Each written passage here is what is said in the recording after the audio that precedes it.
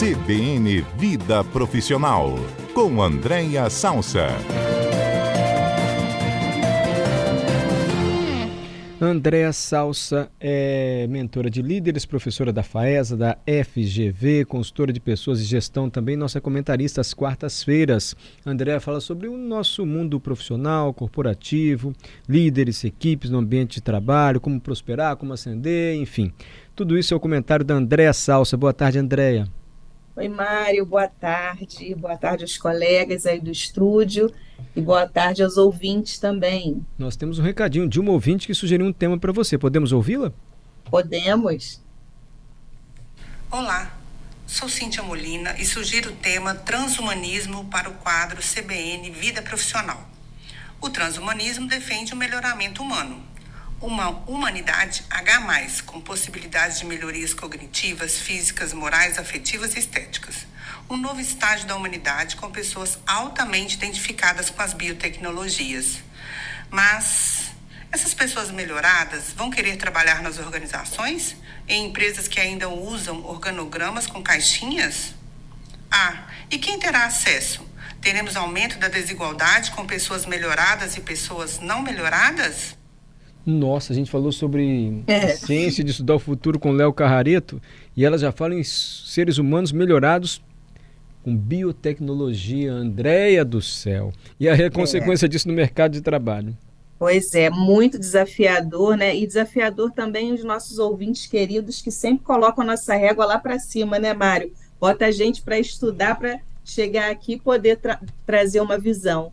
E a gente foi atrás desse entendimento mais complexo, e embora, né, ouvindo assim, parece algo que está muito longe, mas ele está muito mais perto, ele está muito mais perto do que a gente imagina, né? Até estava ouvindo o comentário do Léo, então provavelmente esses desenhos foram feitos no passado e agora a gente está praticamente aí já realizando. Mas o transhumanismo, né, ou chamado visão transhumanista, e não tem H, né, entre o trans e o humano, ele tem essa perspectiva de realmente conectar a nossa condição humana à tecnologia e, a partir daí, gerar o que se chama aí de pós-humano. Então, é uma evolução para além do aspecto biológico, é o que a gente estuda, né, na escola desde sempre, né, o movimento de Darwin, enfim, mas agora numa situação ligada mesmo à performance humana, na conexão humano e tecnologia. Então, em grandes linhas, como assim, né? A gente já viveu avanços da nossa capacidade produtiva, né? E isso impactando na vida profissional objetiva, mas a tecnologia, vamos dizer assim, é extracorpórea. Então, vamos dar um exemplo concreto, né?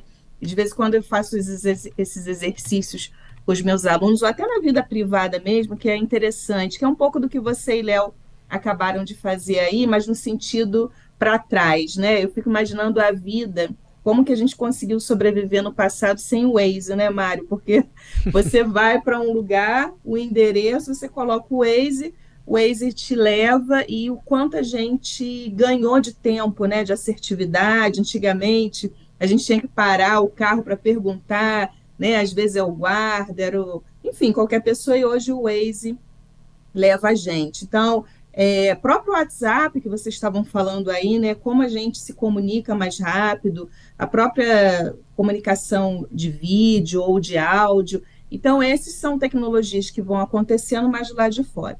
O transhumanismo, ele tem uma perspectiva intracorpórea. Então, algumas conexões do nosso próprio corpo biológico que vão fazendo com que a gente adquira aí ou mais inteligência, ou vai evitando determinadas doenças, ou vai imunizando a gente, né? Inclusive tem inúmeros estudos já baseados nesse exercício que você e Léo acabaram de fazer, futurista, de que em pouco tempo, em poucos anos, o homem vai descobrir a sua imortalidade biológica. Porque o que faz a gente morrer, né, Mária? Quando o nosso corpo envelhece. Se eu troco os meus órgãos por órgãos novos, e já tem uma série de estudos nesse sentido, eu elimino aí a morte biológica. Então, quando a gente começa a parar nisso, pensar nisso, nesse exercício aí futurístico, ele vai ganhando uma série de de questões. Mas voltando aqui para o nosso Isso. tema de transhumanismo, André, acho que é no livro Sapiens, do... Homo sapiens, Ele fala exatamente. muito Ele sobre isso, assim, que não é tão distante assim prever que nós podemos produzir um ser humano, assim, que seja Não, imortal por doenças, assim, pode morrer por acidente, mas como você está dizendo, né? Parece tão exatamente, ou distante, mas eu lembro de outras. ter lido isso no Yuval Harari, lá no Sapiens. E o Yuval Harari, que é um grande autor aí que eu recomendo muito aos ouvintes que gostam desse tipo de literatura, né? Ele tem um também que foi depois do Homo Deus. Ele fez o Homo Sapiens, depois ele fez o Homo Deus e ele fez agora os 21 lições para o século XXI. E ele sempre discute, Mário, o aspecto ético, né? Que a gente tem essas discussões tecnológicas, mas tem discussões éticas que a gente precisa colocar em cima da mesa. E a própria ouvinte, né, trouxe essa provocação, que é como que vai ser essa coisa, seres superiores, né, avançados e seres inferiores que não vão ter a tecnologia implantada, mas a gente fica ouvindo isso tudo e dá uma sensação de distância, e em muitos aspectos realmente está muito distante, mas a gente foi surpreendido, pelo menos eu fui surpreendida, no final do mês passado, salvo engano, foi dia 28 ou 29 de maio, tá?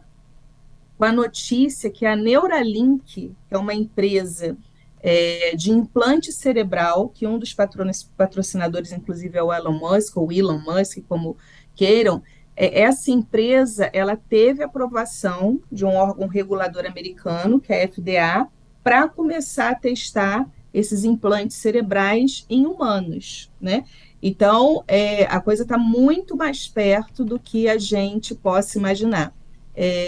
E, paralelo a isso, a gente tem que discutir, sem dúvida nenhuma, se isso realmente acontecer, que fico com a sensação de que acontecerá, como vai haver um desdobramento, não só na vida profissional, né? Imagina, eu vou selecionar agora as pessoas por quem tem implante cerebral, quem não tem implante cerebral, quem vai ocupar as principais posições nas empresas, como que fica, né, o abismo social, porque eu imagino que isso vai ter uma necessidade de investimento financeiro para ter esse link, mas já é uma realidade, e a gente que sempre traz aqui, né, dados do passado, do presente, estamos trazendo aí para os ouvintes já começarem a pensar nesse exercício que você e Léo acabaram de fazer, mas que me parece que está bem mais próximo do que a gente imagina, Mário.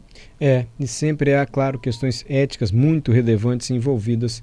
Mas já se discute isso hoje, assim, Andréia? Ou a gente, acatando a sugestão da nossa ouvinte, está muito à frente assim, da discussão sobre o transhumanismo? Já há conversa assim, nesses eventos que você vai, seminários, enfim? Está muito no início, tá, Mário? Mas tem discussões sempre ligadas ao aspecto da tecnologia e à utilização de algoritmos.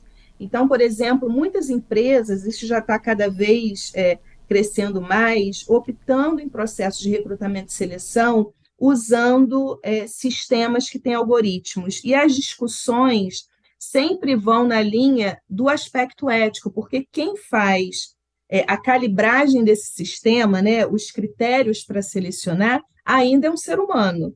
E quais são os valores que esse ser humano tem, do ponto de vista ético e moral, para normatizar e orientar essa inteligência artificial para fazer as seleções das suas pessoas? Muitas empresas optando para fugir desse viés de identificação, às vezes, da imagem. A gente até teve um quadro já falando de viés inconsciente que acaba conversando com isso. Então, às vezes, o nome do sujeito influencia, a imagem do sujeito influencia, e outros elementos, e agora fazendo processo seletivo sem imagem e sem nome, né? Sem a questão da foto, enfim, pegando mesmo só a competência.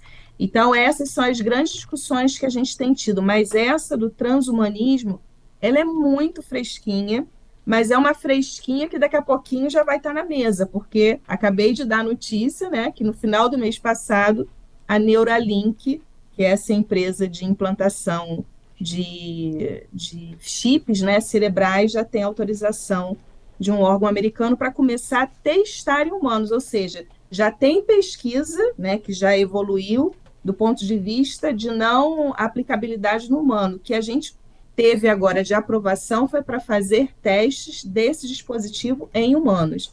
Então, se a gente souber, né, Mário, lidar bem com os avanços, eu sou sempre uma entusiasta da tecnologia. Imagina que maravilha, você vai para a China e coloca um chip para falar chinês. Você vai para a Alemanha, coloca outro chip e fala alemão. É uma maravilha a capacidade que a gente vai ter, e fora outros desdobramentos. Agora, quando a gente não levar em consideração outros elementos, né, como cruzamentos sociais, éticos, econômicos e a própria humanização nessas relações, a gente tem que ter cuidado, porque isso pode nos levar para alguns caminhos ruins. Inclusive, não é uma unanimidade, né? O transhumanismo tem movimentos já muito fortes contrários e muitos a favor. Eu acredito que é um caminho quase que inevitável. Acho que a gente tem que realmente se esforçar para ter olhar crítico e o que a gente puder influenciar, né, numa situação muito mais de inclusão do que de exclusão, eu acho que é sempre um caminho positivo, mas é um dado de realidade, aí um nomezinho que daqui a pouco a gente vai começar a ouvir com mais frequência, transhumanismo. Andréia, joia, obrigado. Vamos olhar para o futuro, hein? Obrigado, Andréia. E deixa eu agradecer a nossa ouvinte e Cíntia, seguidora da Andréia, que sugeriu o tema. Cíntia, isso. Cíntia, muito obrigado. Valeu, Andréia. Até semana que vem.